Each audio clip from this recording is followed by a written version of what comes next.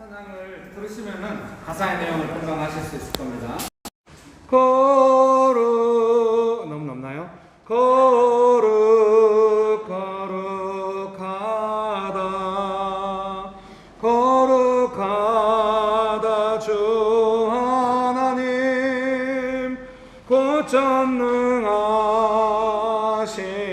이여 하나님 나라 임하네 거룩 거룩하다 거룩하다 주 하나님 곧 전능하신 이여 하나님 나라 임하네. 같이 한번 불러보시겠습니다. 거룩 거룩하다 거룩하다 주 하나님 곧 전능하신 이여 하나님 나라 임하네. 예. 찬양이 어떻게 연결될지 모르겠으나 또 이 찬양도 불러보고 싶습니다. 구원하심이 보좌에 앉으신 우리 하나님과 어린 양께 있도다. 구원하심이 보좌에 앉으신 우리 하나님과 어린 양께 있도다. 구원하심이 보좌에 앉으신 우리 하나님과 어린 양께 있도다. 구원하심이 우리 하나님과 어린 양께 있도다. 거룩 거룩하다 거룩하다 주 하나님 곧 전능하신 이여 하나님 나라 임하네. 거룩 거룩하다 거룩하다 주 하나님 곧 전능하신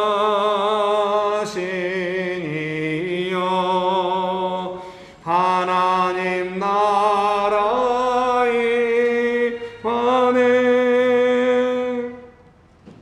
예배를 준비하는 찬양처럼 됐는데요. 설교 후에 찬양을 혹시 할 수 있으면 불러볼까 하고 미리 같이 한번 불러봤습니다. 오늘 찬양을 하실 우리 신실관 사님도 나오셔서 그 은혜라는 찬양 같이 한번 또 불러볼까요? 네, 오셔서 혹시 저 효준 집사님 반주가 혹시 되실까요? 그게 되면은 네, 나오십시오. 네네. 일단 한번 불러보고 하셔도 될 것 같습니다. 한번 해볼까요? 연습을? 네. 같이 한번 되시면.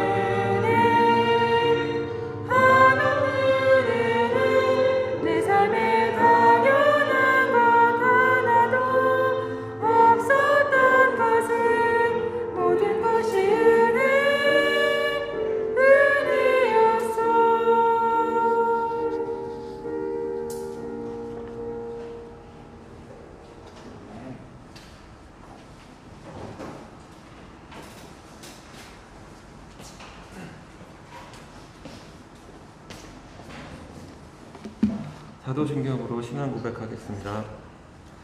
전능하사 천지를 만드신 하나님 아버지를 내가 믿사오며 그 외아들 예수 그리스도를 믿사오니 이는 성령으로 잉태하사 동정녀 마리아에게 나시고 본디오 빌라도에게 고난을 받으사 십자가에 못 박혀 죽으시고 장사한 지 사흘 만에 죽은 자 가운데서 다시 살아나시며 하늘에 오르사 전능하신 하나님 우편에 앉아 계시다가 저리로서 산자와 죽은 자를 심판하러 오시리라. 성령을 믿사오며 거룩한 공회와 성도가 서로 교통하는 것과 죄를 사하여 주시는 것과 몸이 다시 사는 것과 영원히 사는 것을 믿사옵나이다. 아멘. 이제 요즘 제 머릿속에는 한 가지밖에 없는데요. 어머니가 이제 아프셔서 이제 절망에 빠져 있다라고 하면 생각하는 게 제가 뭔가 얄팍하다라는 생각이 들었는데, 그때 돼서야, 그런 상황이 돼서야, 절망에 돼서야 은혜를 찾고 희망을 찾는다라는 생각도 들긴 했는데, 그거를 이제 생각을 하다 보면 얄팍한 게 아니라 절망의 순간에 희망을 생각하게 하시고, 그 다음에 뭔가 좌절의 순간에 어떤 목표를 주시는 게 하나님이 아니신가라고 생각이 들었어요.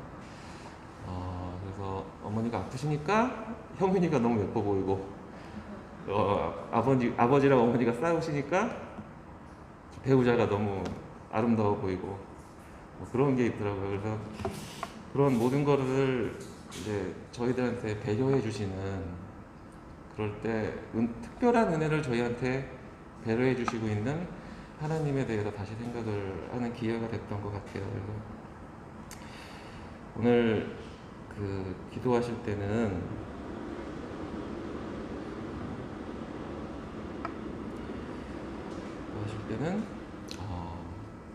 하나님께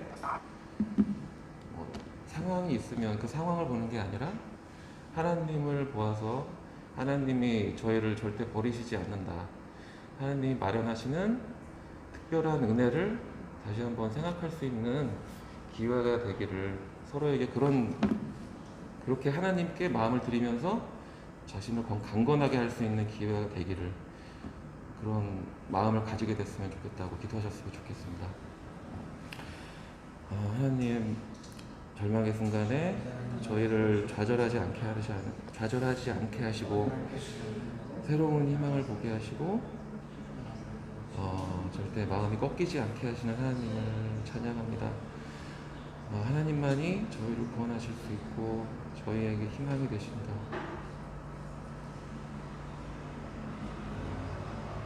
하나님, 저희를 다스리시고 저희가 어떤 상황에서라도 이겨낼 수 있는 힘을 주시는 것은 하나님뿐입니다. 하나님에게 모든 것을 다 드리고 말씀드리고 또 구하여서 저희가 강건하게 나아갈 수 있도록, 저희가 절망을 바라보는 것이 아니라 하나님이 열어주시는 다른 창을 볼 수 있도록 저희에게 지혜를 주세요. 예수님의 이름으로 기도드렸습니다. 아멘.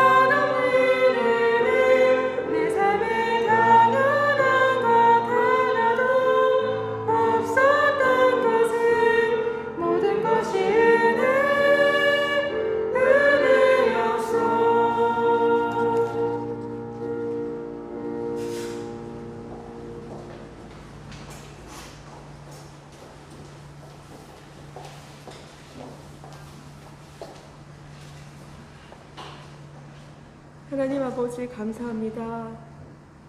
예배의 자리에 올 수 있도록 인도하시고 주님을 만나고 주님과 사귀며 주님을 찬양하고 주님을 높일 수 있도록 인도하셔서 감사합니다. 하나님, 우리의 삶 가운데 주님께서 함께 하시고 우리의 삶 가운데 동행하시고 우리를 도우시며 의의 길로 인도하시고 믿음으로 사는 삶을 지켜주시고 함께 하시는 줄 믿습니다.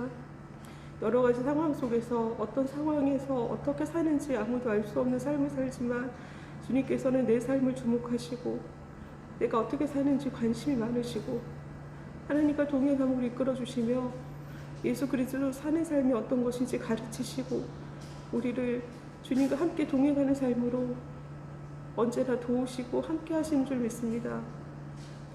예배 가운데 주님을 만나기 원하고 주의 말씀을 듣기 원하고 사모하며 주의 말씀대로 살고 싶어하는 갈망이 생기고 또 그 말씀대로 살아가면서 하나님, 내 아의 의와 자아가 충돌되며 갈등할 때마다 믿음의 선택을 하게 하시고 그리함으로 주님과 더욱 깊어지는 역사가 있기를 원합니다.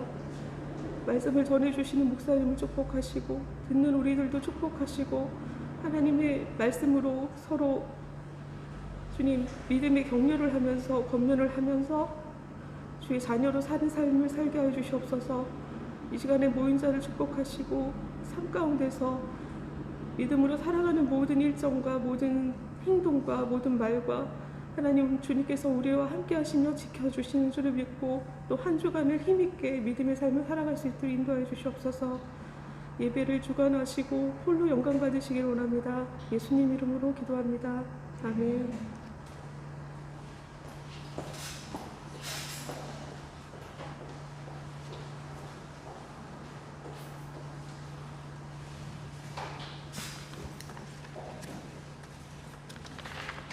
네, 성경 말씀 마태복음 6장 1절에서 4절입니다. 마태복음 6장 1절에서 4절 말씀 제가 읽어드리겠습니다. 마태복음 6장 1절에서 4절입니다. 사람에게 보이려고 그들 앞에서 너희 의를 행하지 않도록 주의하라. 그리하지 아니하면 하늘에 계신 너희 아버지께 상을 받지 못하느니라. 그러므로 구제할 때 외식하는 자가 사람에게서 영광을 받으려고 회당과 거리에서 하는 것 같이 너희 앞에 나팔을 불지 말라. 진실로 너희에게 이르노니 그들은 자기 상을 이미 받았느니라.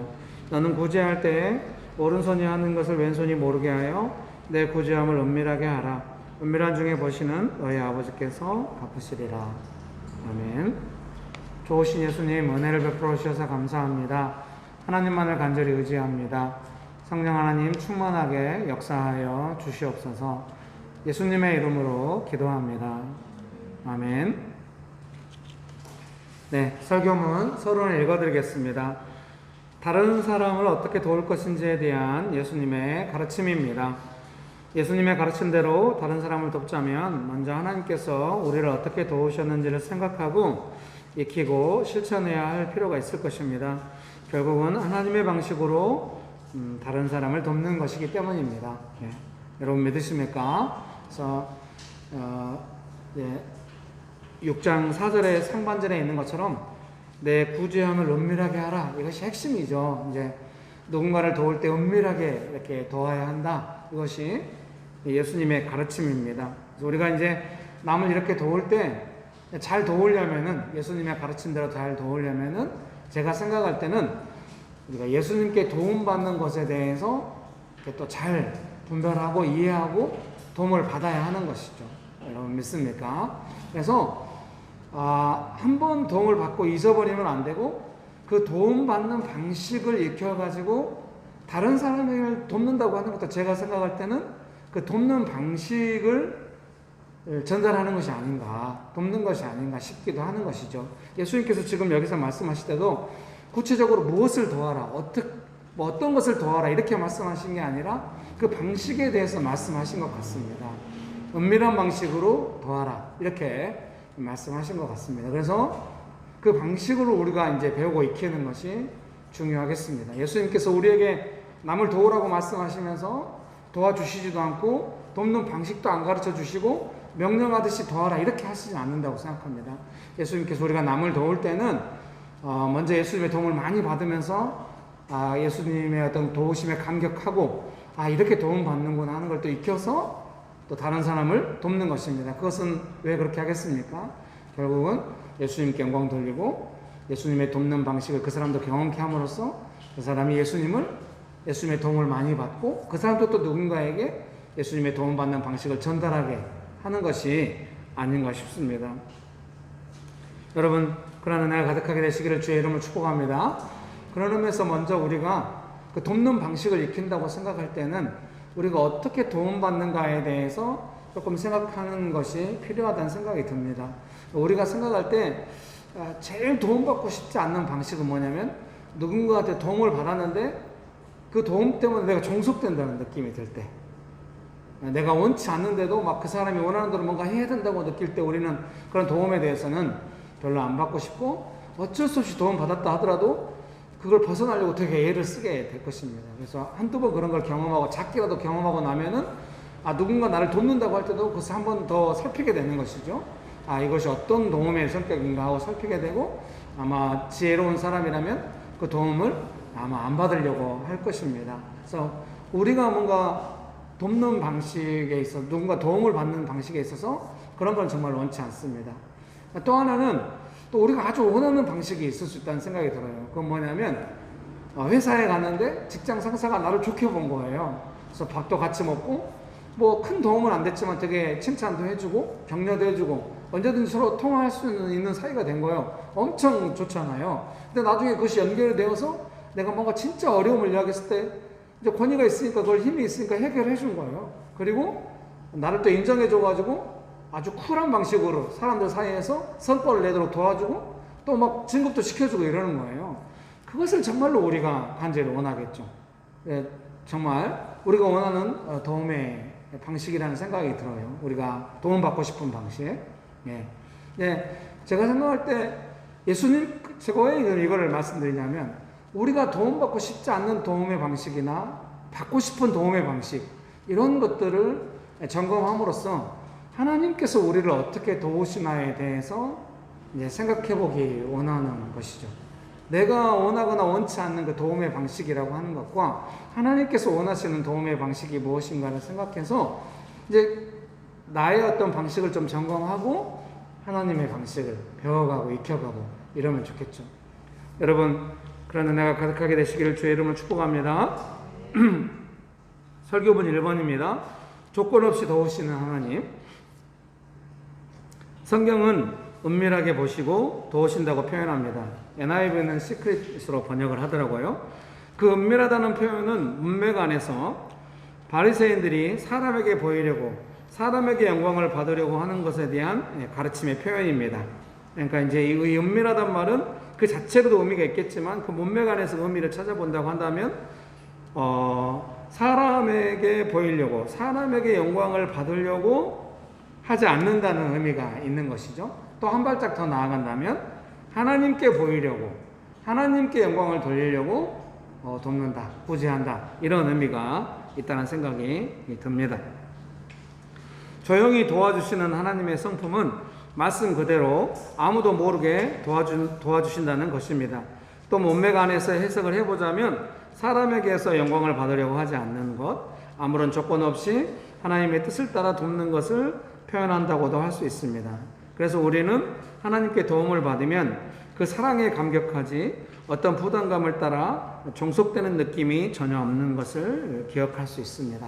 자, 바리새인들이 이제 사람을 의식해서 뭔가 그 영광을 받으려고 돕는다고 하는 것은 본인들이 뭔가 높아지려고 하는 어떤 그 권위 관계를 형성하게 되잖아요.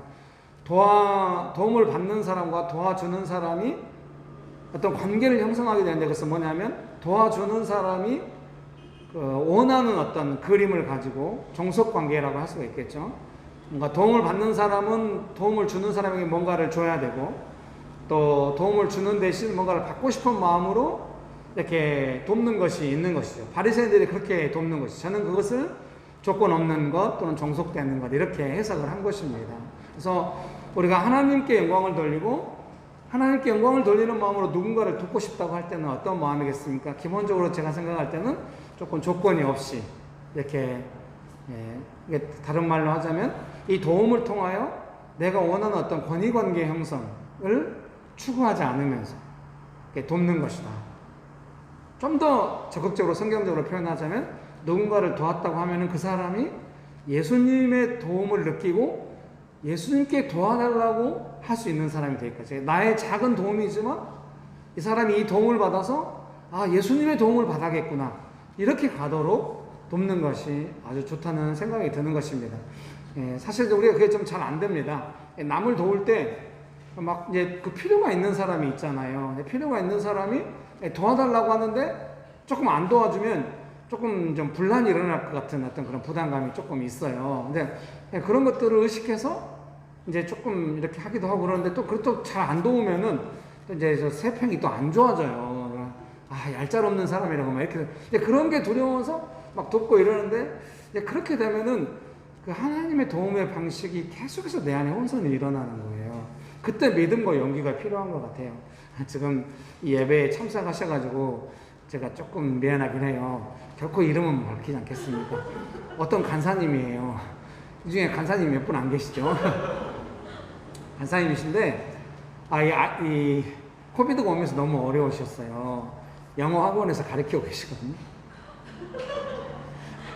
이제 거의 한 분으로 좁혀지셨네요.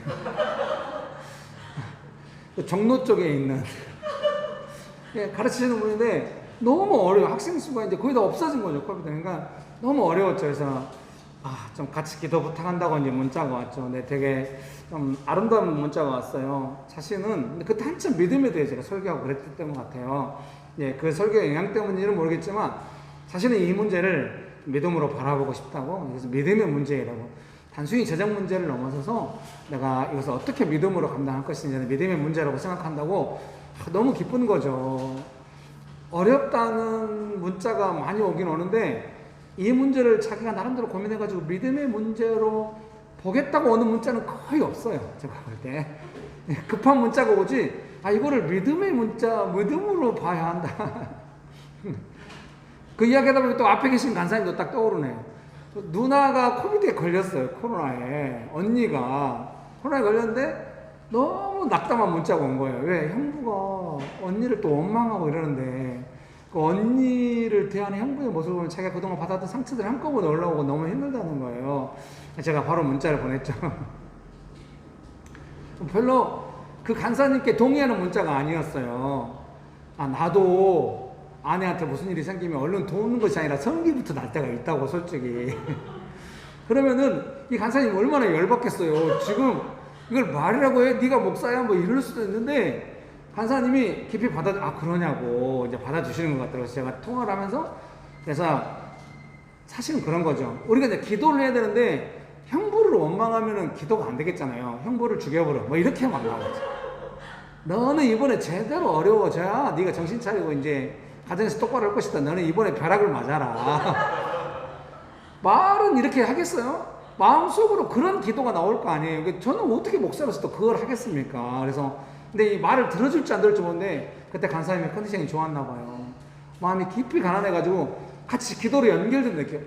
언니의 그 서글픔과 언니가 얼마나 서글프겠어요. 이때 도와줄 사람이 남편밖에 없잖아요, 사실. 근데 남편이 막 어려워한다. 그럼 얼마나 낙담이 되겠어요. 그 언니의 마음이 얼마나 깊이 느껴집니까? 근데 우리가 합심하여 기도를 했어요. 언니가 보호받도록, 그리고 이 일을 통하여 남편 되시는 분이 언니를 보호할 수 있도록. 뭐 어떻게 결말이 난지 모르는데 기도하는 사람들은 자꾸 은혜가 충만했어요. 나중에 이제 언니가 무사히 퇴원했다는 이야기를 들었죠. 너무 좋은 컨디션이었어요. 기도하는 사람이. 어떻게 하다가 지금 이게 길을 잃었는데요. 그래서 이제 이 간사님을 위해서 하는데 믿음으로 이 문제를 보겠다는 거예요. 얼마나 제 마음이 기쁩니까? 그러나 100% 신뢰가 가지는 않았어요. 이게 지금 시작이라 이렇게 문자가 오지. 제가 재정이 많이 어려워봤기 때문에 재정이 어려우면 얼마 정도까지 어려워진다는 거 알거든요. 이제 차비도 떨어질 것 같고 막 먹을 것도 없을 것 같고 막 이러면 이제 어머니랑 함께 살기 때문에 당장 그런 걱정 없을지 몰라도 상당히 구차하다는 느낌이 들 때까지 가야만 이제 믿음의 이 시련이 끝날 거라는 생각 제가 들었기 때문에 믿을 수 없다 이 문자는. 그러나 이렇게 온 게 얼마나 다행인가. 그래서 제가 잘했다고 막 격려를 했어요.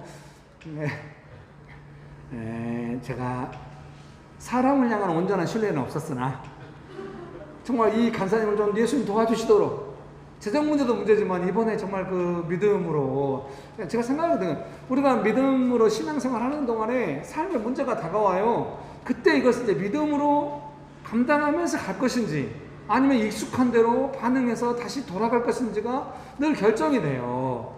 근데 막 믿음으로 반응해가지고 성장하고 이런 경우가 조금 좀 드물긴 하거든요. 당연히 걱정이 되죠. 이제 간절히 기도했어요.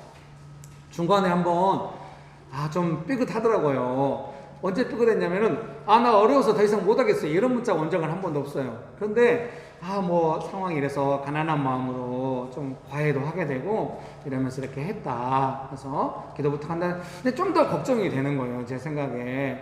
뭔가 은혜를 조금 받은 것 같긴 하지만 이게 좀 상황이 더 어려워지면 어떨지 모른다 해서 계속 이제 기도를 했거든요. 근데 중간에 한번 문자가 오거나 뭐 저한테 뭔가 말을 하거나 이건 아닌데 어쩐지 저를 피한다는 느낌이 있더라고요. 그래서 제 느낌에 진짜 어려운가 보다. 그래서 그때 제 마음에 드는 마음은 얼른 이 사람을 뭔가 조금이라도 도와서 뭔가 나중에 진짜 어려울 때 네가 왜 안 도와줬어? 지금 우리 정중앙에 앉으셔가지고 집사님 항상 하시잖아요. 나를 위해 기도하나? 그런 말 하니까 그런 거에 시달리지 못하잖아. 아무래도 빨리 지금 뭔가 좀 도와서 이게 나중에 좀 책임 회피를 해야 되는 거 아니면 그런 부담감, 사실 지금도 그런 부담감이 시달리고 있어요. 그러나 간절히 기도했는데 간사님이 여러 파도를 거쳐가면서 되게 조금 안정되게 보이고 지금 이제 제 마음의 부담감은 뭐냐면 진짜 이 간사님을 도와야 한다. 지금은 아마 나름대로 안정감이 있을지도 모르겠었는데 진짜 이 믿음의 시련을 견뎌낸 이분을 도와야 한다. 그리고 왜 돕냐? 꼭 재정의 도가 얼마나 도움이 되겠어. 우리가 얼마나 주구장창 먹고 살아야 되는데 그 한순간 조금 도와도 그게 아니라 당신이 얼마나 믿음으로 해왔는지에 대한 격려를 해야 한다. 그래서 이 사람이 계속 믿음으로 해가도록 격려하고 나중에 또 시련이 올지 모르겠지만 당연히 있겠죠. 인생이 기니까 그때도 지금을 기억하고, 사실 기억이 중요하거든요. 늘 어려움은 새롭게 다가오는 것 같고 방법을 다 잊어버린 것 같지만 조금만 기억하면 그때 어떻게 도움받았더라. 그러면은 거의 예외 없이 적용돼요. 하나님은 한 분이시고 살아계시고 우리가 그 하나님께 배우고 있기 때문에 그 삶을 대응하는 방식, 믿음의 방식은 늘 반복돼요. 어려움은 방향이 바뀌어서 오는 것 같지만 믿음의 대응을 하면 대부분 감당하며 지나갈 수 있어요. 하나님 살아계시니까. 우리는 그 하나님을 믿고 있으니까. 여러분 믿으십니까? 그런 은혜가 가득하게 되시기를 주의 이름으로 축복합니다. 그래서 오늘 설교의 결론은 그 간사님을 도와야 한다는 거예요. 알겠죠 여러분? 6월 마지막 주에 도울 거예요. 어떻게? 여러분 축복합니다. 설교문 2번입니다. 하나님께 도움을 받았을 때 느끼는 것. 도움의 내용도 중요하지만 무엇보다 도와주시는 하나님의 성품에 감격하게 되는 것 같습니다. 도움을 받을수록 점점 하나님의 성품에 감격하고 하나님께 헌신하게 되는 것 같습니다. 또한 도움을 주실 때 조건이 없기 때문에 계속해서 도움을 받는 것에 대한 부담감이 전혀 없는 것 같습니다. 도움이 필요하면 언제나 조건 없이 도와주시는 하나님의 성품에 의지하여 도와달라고 겸손하게 은혜를 구할 수 있게 됩니다. 여러분 믿으십니까?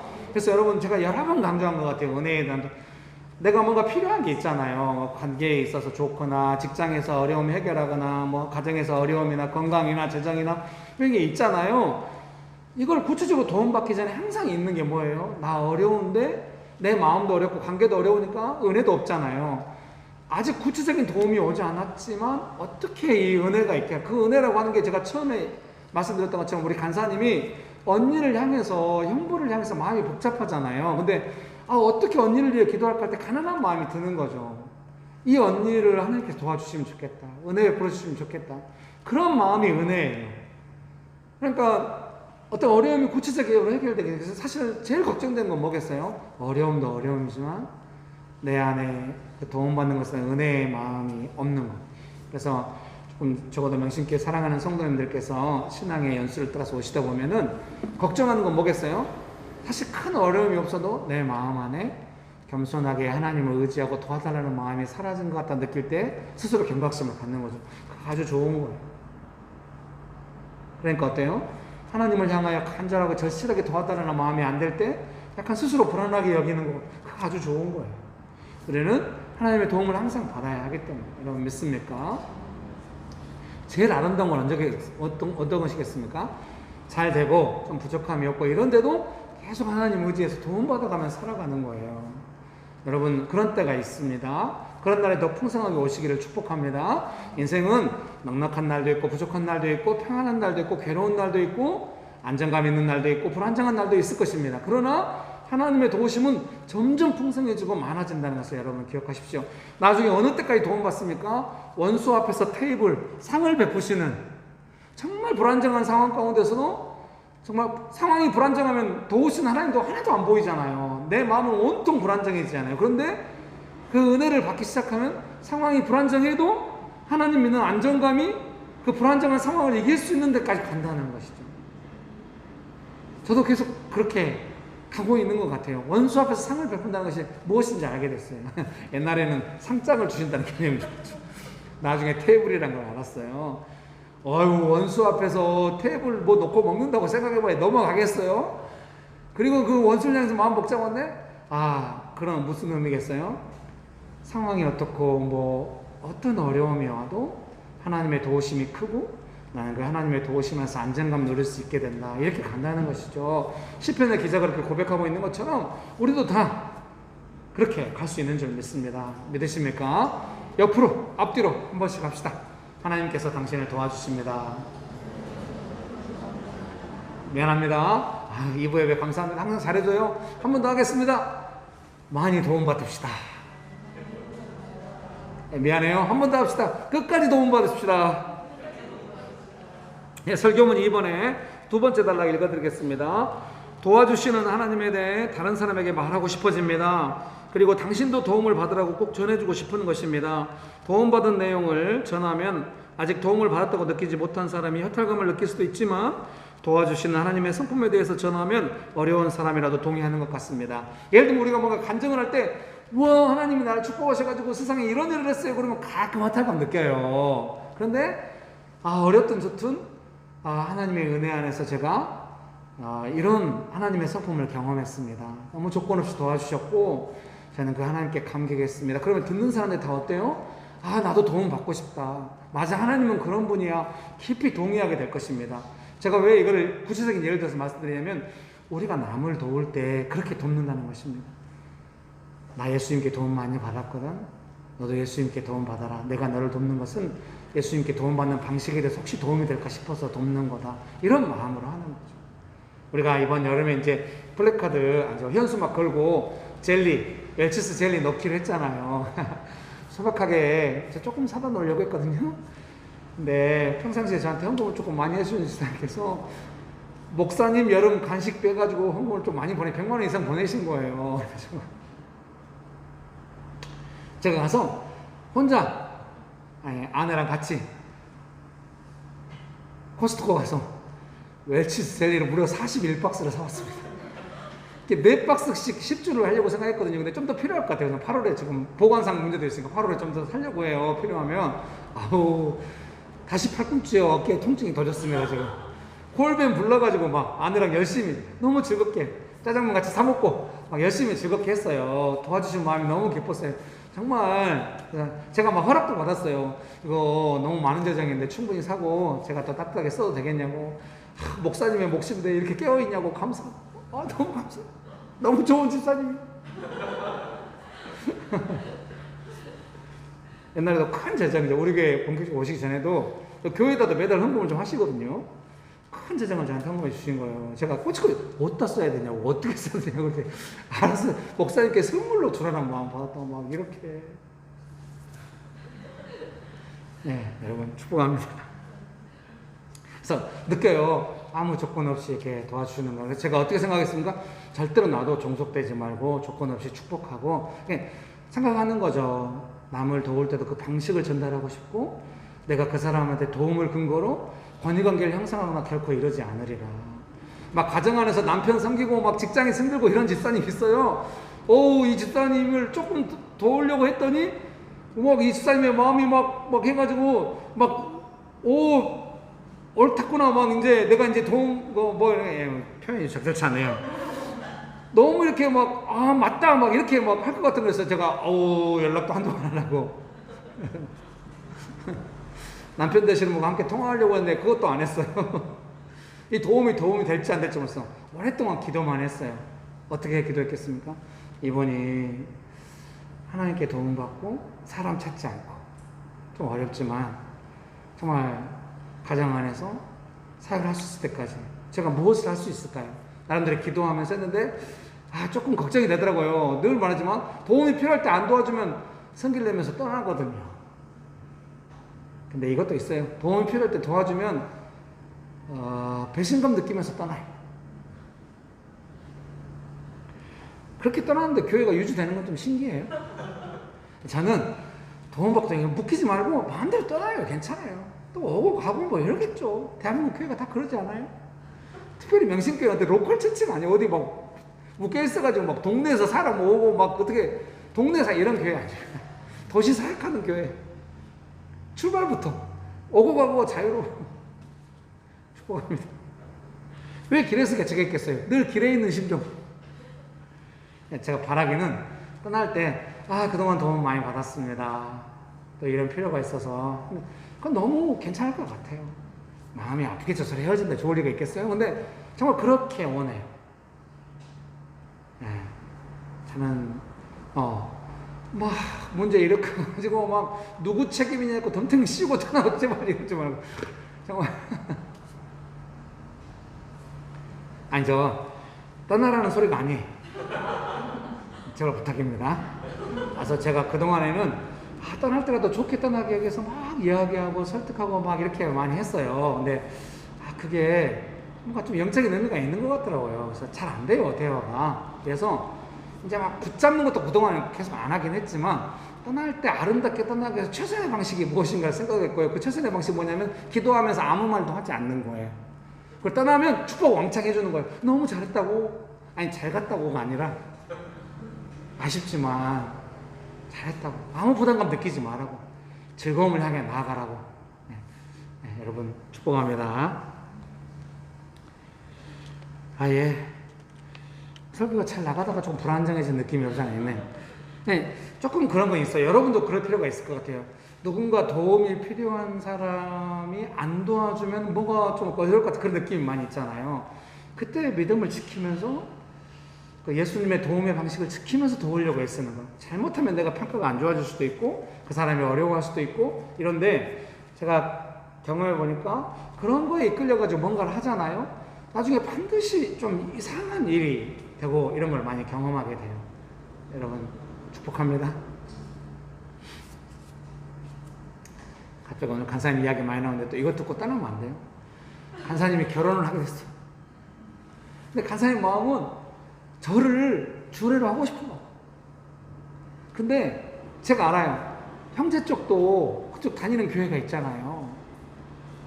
근데 형제 쪽 어머님이 그 형제가 다니는 교회 담임 목사님을 주례를 해야 해요.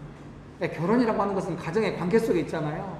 그러니까 이 자매 간사님이 그것 때문에 너무 실망이, 제가 봐도 이때까지 한 번도 간사님이 그런 모습을 본 적이 없어요. 늘 조용하고 조심하고 자기 자신을 잘 통제하는 분인 것 같아요. 한 번도 그런 모습을 본 적이, 머리에서 김이 나고 있는 것 같은 그런 간사님은 처음 봤어요. 저한테 한 번도 그렇게 대한 적이 없는데 목사님 좀 해주세요. 이렇게 막 너무 다급하고 막 저보고 사회를 봐달래요.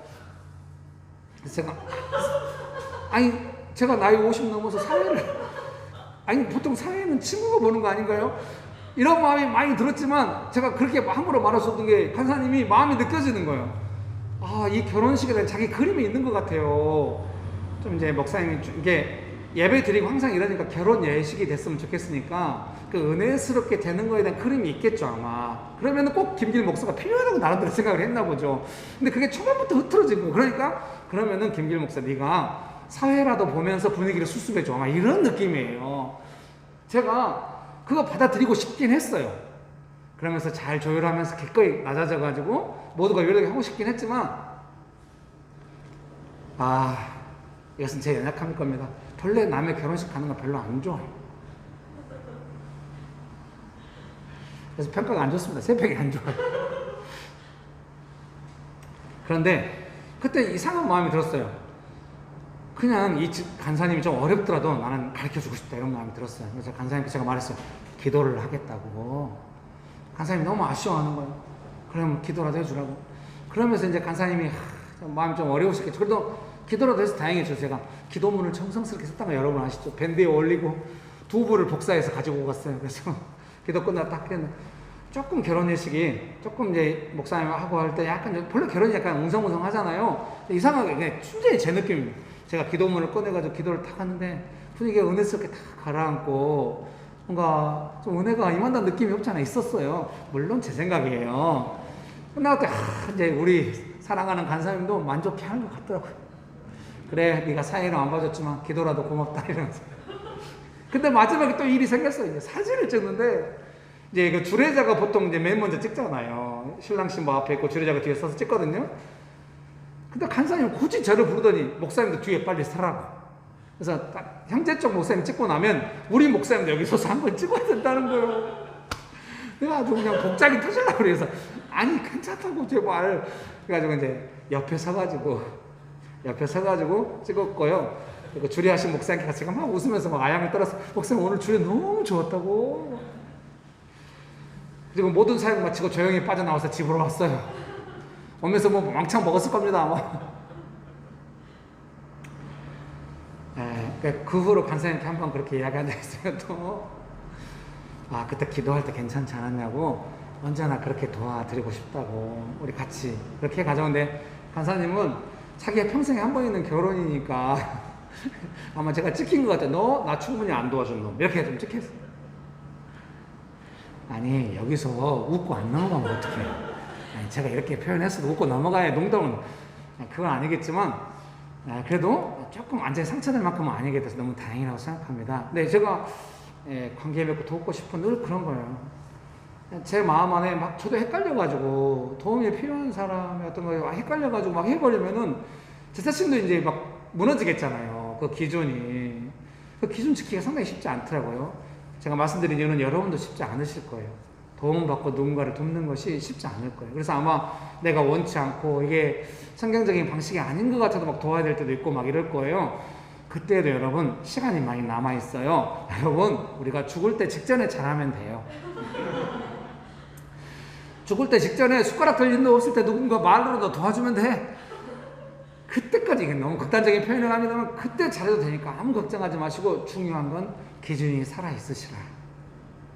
내가 비록 상황 따라서 기준이 왔다 갔다 했지만 은밀하게 돕는다는 게 뭔가 그거는 이 도움을 통하여 뭔가 조건을 따라서 권위관계라든지 원하는 관계 형성을 시도하지 않으려고 하는 거 반드시 이것을 나는 배워가겠다. 그리고 남을 도울 때도 그렇게 하고 내가 누군가의 도움을 받을 때도 이제 도와주는 사람께 요구할 수도 있잖아요. 그때도 도움받지만 딱 안면 쏘고 이런 느낌이 아니라 너무 감사하고 하나님께서 당신을 돕기를 원하고 나도 하나님의 뜻을 따라 도움받고 또 돕고 이렇게 가벼운 이런 거를 지켜나가고 배워나갈 때 우리는 안정감 있는 삶을 살 수가 있어요. 여러분 믿으십니까? 이렇게 들으시면 또 이해가 돼도 또 삶에 돌아가시면 내가 너 도왔잖아. 네가 나 도왔냐 뭐 이러면서 사실 거예요. 그래도 계속 제가 도와드릴게요. 잊을만 하면서 어떡해. 여러분 축복합니다. 우리가 그런 은혜가 가득하게 되시기를 제 이름으로 축복합니다. 네, 3번입니다. 우리는 어떻게 다른 사람을 도울 수 있는가? 저는 그동안 많은 도움을 받았고 또 작게나마 도움을 주며 살아왔을 것입니다.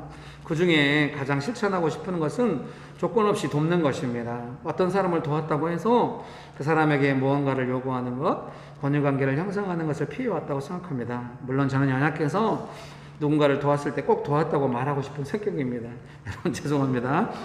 은밀하게 잘 하지 못합니다. 늘 좀 찔림이 있어요. 그런 연약함이 있지만 나름대로 또 배우고 지키고 싶었던 것은 뭐냐면요. 예수님의 가르침은 도움을 대가로 어떤 관계 형성을 추구하지 않는 것, 그것을 저는 지키고 싶었어요. 예수님께서 저를 도와주시면서 그거를 대가로 저한테 뭔가 요구한다는 느낌이 한 번도 없었거든요. 진짜 도와주신 예수님께 감격했듯이 어떤 사람을 도울 때 그 사람이 저한테 감격할 필요는 없다고 생각해요. 그 부분 되게 제가 경계를 하거든요. 그런데 정말로 내 선에 살 수 있는 최선의 것은 내가 이 사람을 도왔다고 해서 이 사람이 나한테 종속된다든지 그런 거를 또 스스로 종속하려고 막 해. 그런 걸 부드럽게 거절하고. 옛날에는 부드럽게 거절 못했던 것 같아요. 근데 지금은 부드럽게 거절도 하고, 당신을 인정 안 하는 게 아니라, 내가 안 받아주겠다는 게 아니라, 예수님 때문에 그럽니다. 우리가 예수님께 배워야 합니다.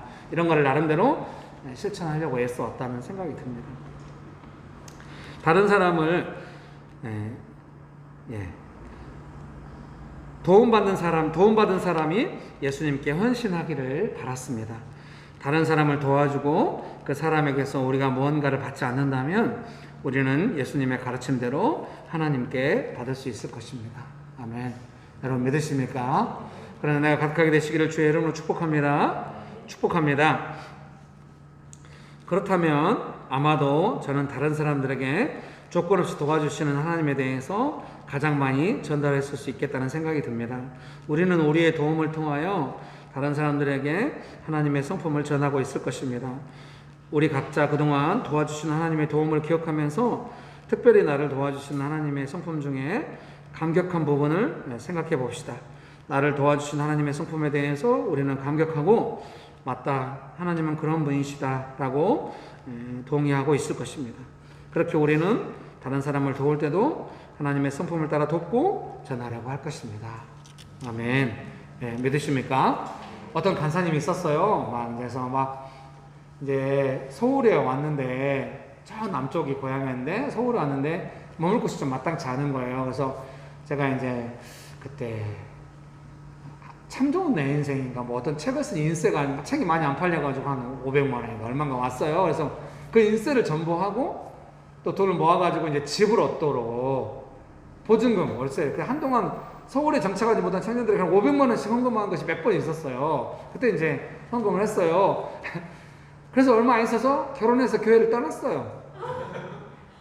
좋은 형제를 만나서, 그래서 결혼 과정에도 잘하도록 기도하고 축복하면서 이제 했어요. 근데 조금 그러더라고요. 결혼하는 형제들이 이제 그 자매가 교회를 떠나도 되는지에 대해서 오히려 걱정하고 그랬던 것 같아요. 당연히 가도 된다고 이렇게 하라고. 마음이 아프죠, 당연히. 좀 더 교회에 헌신하면서 교회가 좀 부흥되고 이러면 얼마나 좋을까 이런 기대가 있었지만 당연히 갔어요. 나중에 또 교회를 찾아왔어요. 오랜 시간 지나서 좀 어려움이 있고 이랬을 때, 그때는 이제 옛날처럼 이렇게 막 도와주지는 못했지만 따뜻하게 격려해 줬어요. 제가 그 어려움에 대해서 어떻게 풀어갈지에 대해서. 그래서 또 갔어요. 오전에 성경 공부 이제 몇 주 나오고 이러시다가 또 갔어요. 감사해요. 저는 또 오면 또 도와주고 싶어요. 그분이 원하는 만큼 다 도와줄 수 없을지는 모르지만 그때 당시 필요한 것들에 대해서 돕고 하고 싶은 마음이 있습니다. 저도 점점 배워가는 것 같아요. 조건 없이 돕고 언제든지. 여기도 집사님이 계시서 그런데 집사님이 저한테 좀처럼 문자 안 보내요. 저로 아내 되시는 집사님이 문자를 보내요.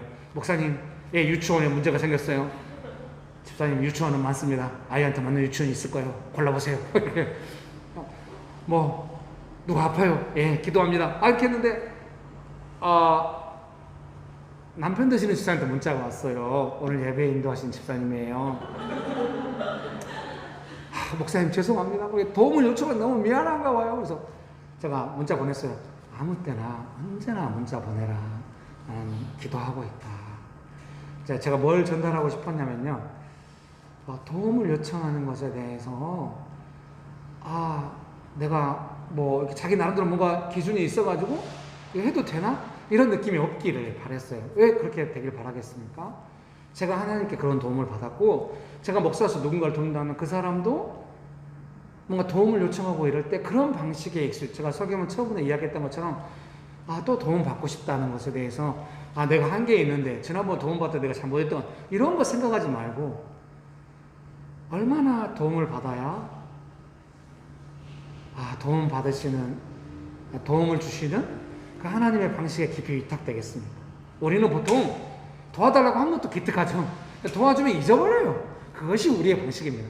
근데 얼마나 도움을 많이 받으면 안 잊고 하나님은 도와주시는 분이다. 이걸 기억하고 심지어 다른 사람에게 하나님이 당신을 도와주실 거야. 이거를 전달할 수 있겠습니까? 그러니까 우리는 서로에게 뭔가 권위관계를 형성하려고 하거나 조건을 달지 말고 우리가 충분히 못 도와줄 수 있을 망정 그 방식을 전달해야 합니다. 언제든지 이야기하고 우리 같이 기도합시다. 그렇게 할 수 있는 거죠.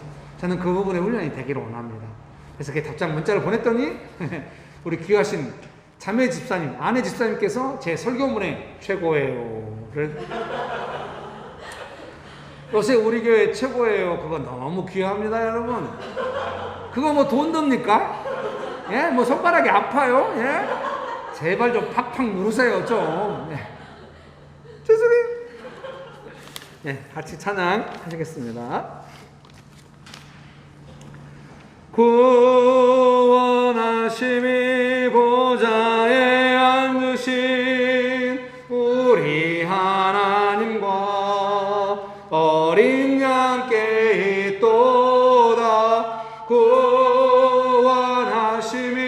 보좌에 앉으신 우리 하나님과 어린 양께 있도다.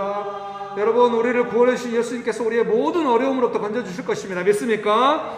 구원하심이 보좌에 앉으신 우리 하나님과 어린 양께 있도다. 보좌에 앉으신 우리 하나님과 어린 양께 있도다.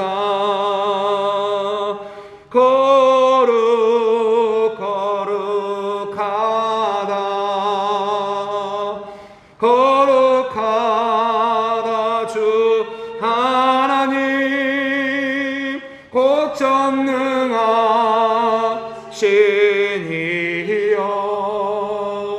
하나님 나라 임하네.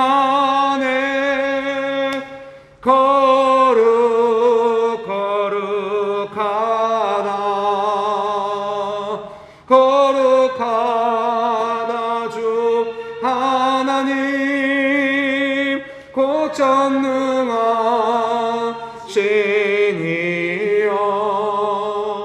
하나님 나라 임하네. 이 시간에 기도하실 때 평생에 저를 도와주신 하나님 감사합니다. 도움을 받고 하나님께서 어떻게 도우시는지 제가 배우고 익히기 원합니다. 그래서 하나님의 방식으로 다른 사람을 돕기 원합니다. 주여, 저를 도와주시고 무엇보다도 도와주시는 것이 무엇입니까? 구체적인 필요가 있을 때마다 도와주시고 무엇보다도 하나님께서 도와주시는 방식을 제가 배우고 익히기 원합니다. 주님, 그 일을 저에게 은혜 베푸사 도와주시옵소서. 기도하기 원하십니까? 기도하시겠습니다. 거룩하다며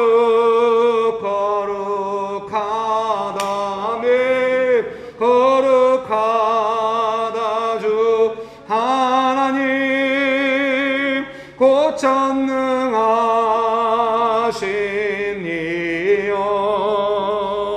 하나님 나라 임하네.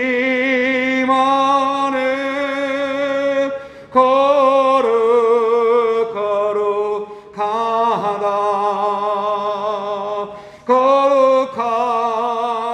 주 하나님 곧 전능하시니여.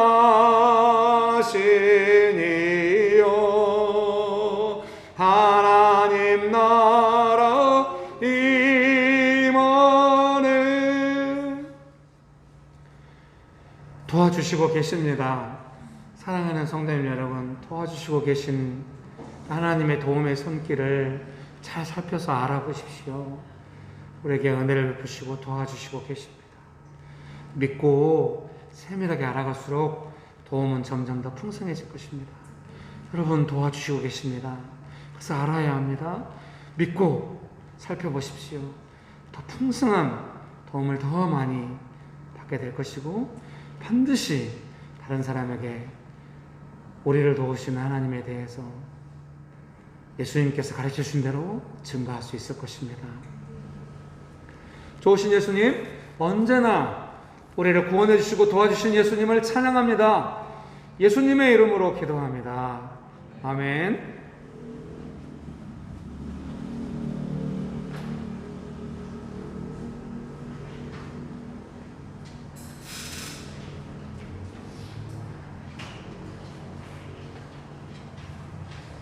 하나님 아버지, 주일에 이렇게 예배드릴 수 있게 해주심에 감사드립니다. 이 시간 감사와 정성으로 헌금을 드립니다. 드리는 헌금에 은혜와 사랑이 충만하게 쓰일 수 있게 해주세요. 모든 일에 주님이 먼저 이길 도와주세요. 오는 주 목사님 말씀 붙잡고 살아가게 해주시고 지난주보다 더 나은 한 주가 되어지게 해주세요. 예수님 이름으로 기도드렸습니다. 아멘.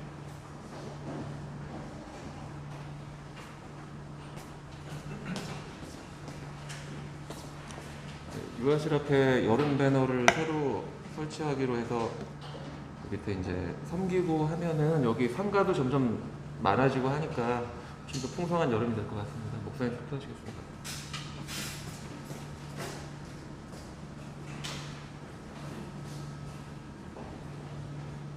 참 근래 보기 드문 은혜스러운 광고였습니다. 열매가 가득하네요. 마음에 쑥 드네요. 제가 더 이상 할 말이 없네요. 기도하고 예배를 마치도록 하겠습니다.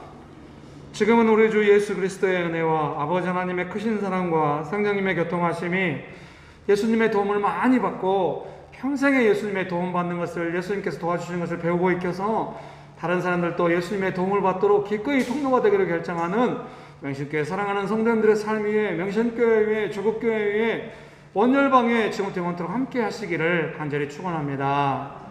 아멘. 또 헌금 기도는 또 얼마나 좋았습니까? 감사합니다.